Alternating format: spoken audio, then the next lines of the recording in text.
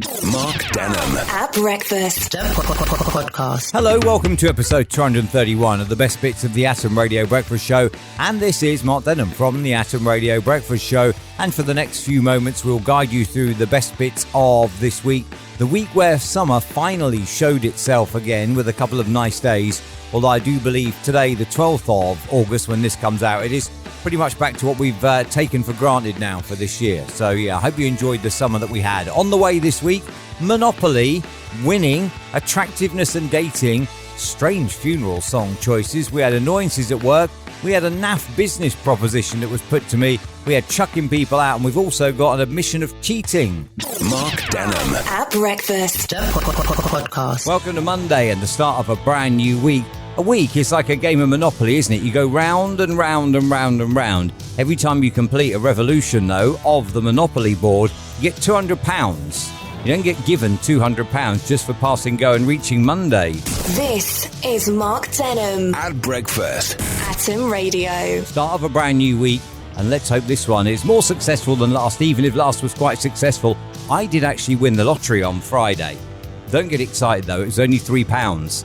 I did say, though, didn't I? If I ever won the lottery, I'd still be here. I know it's only £3, but here I am as we approach 7 o'clock. Mark Denholm at breakfast. This is Atom Radio. It's been noted by my friend Steve Lee that in his local pub, you can now book your Christmas lunch. They've got displays of the menus and all that out as you go in the local pub. And one lady has kicked off massively after going in B&M and seeing Christmas stuff on sale. You can buy decorations and gifts and all that, and that has caused her to go online on TikTok and have a F-word related rant. Today I want to know, what have you seen in terms of either availability or adverts of things that are possibly far, far too early? Morning, Kaylee, and I remember seeing this too. Happy Monday, Kaylee. Kaylee says, I thought it was a bit much when I was doing my last bits of Christmas shopping, and at the same time I could have bought Easter eggs before Christmas last year. And I remember seeing that too. And I will be honest though, Kaylee, I did pick up some cream eggs before Christmas last year. I quite like cream eggs, and when they became available in mid-December, I thought, yeah, do you know what? I don't care, it's nowhere near Easter. I quite like them and I'll have them. And I did have them, and it was very, very nice indeed. Mark Denholm at breakfast podcast. Morning. Mark Denholm on Atom Radio, banging out the anthems. Welcome to Tuesday. Today being Tuesday, it's a day ahead of Wednesday. If there's someone you like, ask them out today for tomorrow. Studies show Wednesday is the best day of the week to go out on a first date. There you go. So thank me later for that. If it goes well, ask them out today and say, hey, listen, what are you doing tomorrow? You fancy going out? Because Wednesday is scientifically now, according to this study, proven to be the best day for a first date. You can thank me later on that, and don't forget my invite to the wedding if it works out very, very, very well. Mark Denholm at breakfast. This is Atom Radio. Mentioned earlier, if you are going to ask somebody out on a first date, do it today, for tomorrow, Wednesday, is the most successful day for a first date, according to a study. Also, by the way, have you ever wondered about beer goggles? Well, scientifically, people find others more attractive when they're drunk, because the drunk person is less likely to notice the asymmetry of a face. This is Mark Denholm at breakfast. Atom Radio. It was this day in 2002 that the UK's biggest undertakers, the Cooperative Funeral Services, reported bereaved families now prefer pop songs to hymns at funerals. Unusual choices include Another One Bites the Dust by Queen and Wake Me Up Before You Go Go by Wham. Mark Denholm at breakfast. This is Atom Radio. A man has, he's fallen foul of Twitter's rebrand. On his card it had X Premium. His girlfriend then asked him, what exactly is $8 on our credit card for X Premium? And he said, how do I explain this? I guess I'm sleeping on the couch tonight. I don't know why it's X, I just don't. Surely it worked fine as Twitter. In fact, it worked fine until Elon Musk bought it, let's be honest.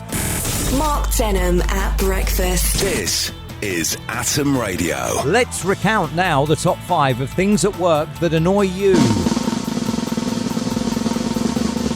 At number 5, the work snitch. At number 4, stealing someone's idea and passing it off as your own idea. At number 3, a combination of a couple, blatant favouritism.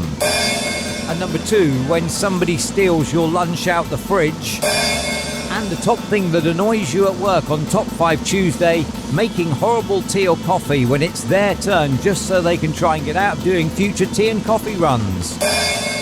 Mark Denholm. At breakfast. Podcast. Morning. Welcome to Thursday. Mark Denholm at breakfast, banging out the anthems on Atom Radio.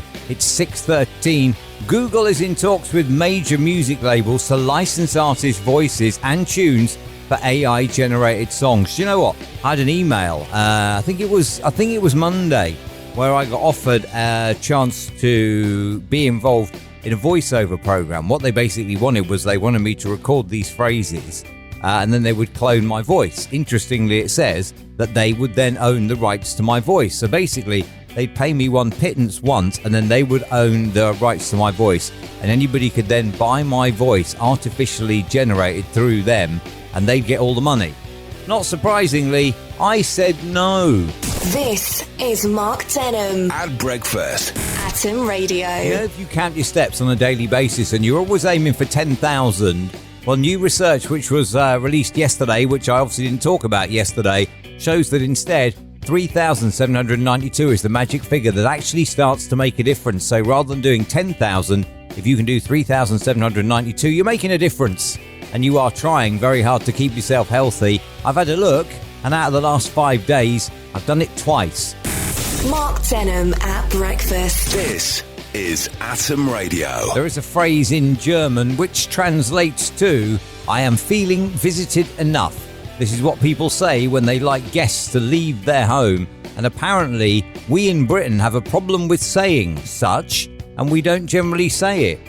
Now, what I want to know today, therefore, is what would you say is the nicest way that you can translate or say this phrase that translates from German, I am feeling visited enough now? What would you say? Katie, morning to you.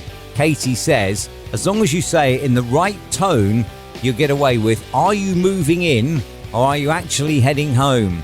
And I guess, yeah, probably not said the way that I said it because that was a bit too serious, wasn't it? But yeah, in a more humorous tone, I would imagine that would work quite well. Are you moving in or are you heading home? Yeah, maybe slightly in a more jokey tone and you'll get away with that. Thank you, Katie. And we finish up for today with an email from Vicky, which is an absolute story of when not to bother saying it in any way whatsoever. Vicky says, once a friend of mine, and I won't give you her name. Vicky, you spoil sport. Vicky says, a friend of mine once came round and we were having a movie and wine night and it was all going well, and then I looked at her and noticed that she'd fallen sparko. Oh. So what she said was, I noticed that she'd fallen fast asleep, so I left her there and I went to bed, leaving her on the sofa, and she was a bit shocked in the morning when she woke up and found herself on my sofa. Mark Denholm. At breakfast. Podcast. The Rubiks Cube is making yet another comeback. And do you know what? When I was a kid, my Rubiks Cube, there was one little one on the corner that you could just kind of flip out, and then you could slot them all round to be back in the right place and put it back in.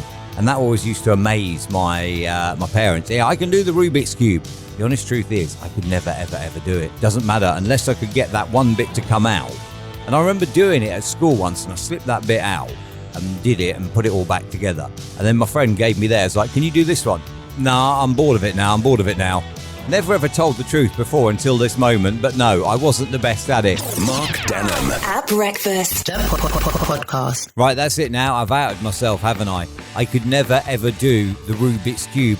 It's just that I dropped mine, and one of the corner bits then would just like, if you just wiggled it slightly, would come out, and that gave you enough scope then to roll all the others round into the right place. And that's how I could do it. That's the only way I could do it, and that's the first time I've ever admitted as to how I could do it. So there we are. Now we know that was blatant cheating on my behalf, but there we are. You know, I apologise to anyone that actually thought back in the day when I was young. I apologise to anyone that thought that I could actually do it. Thank you so much, as always, for checking out the podcast. You can check out the show Monday to Friday, 6 until 10, on atomradio.co.uk, on the online Radio Box app, on TuneIn or on Streamer as well. Don't forget to subscribe in your favourite podcast app or indeed on YouTube so you get notified when the next one comes out next week. And my son says subscribe to his YouTube channel as well because he wants more subscribers.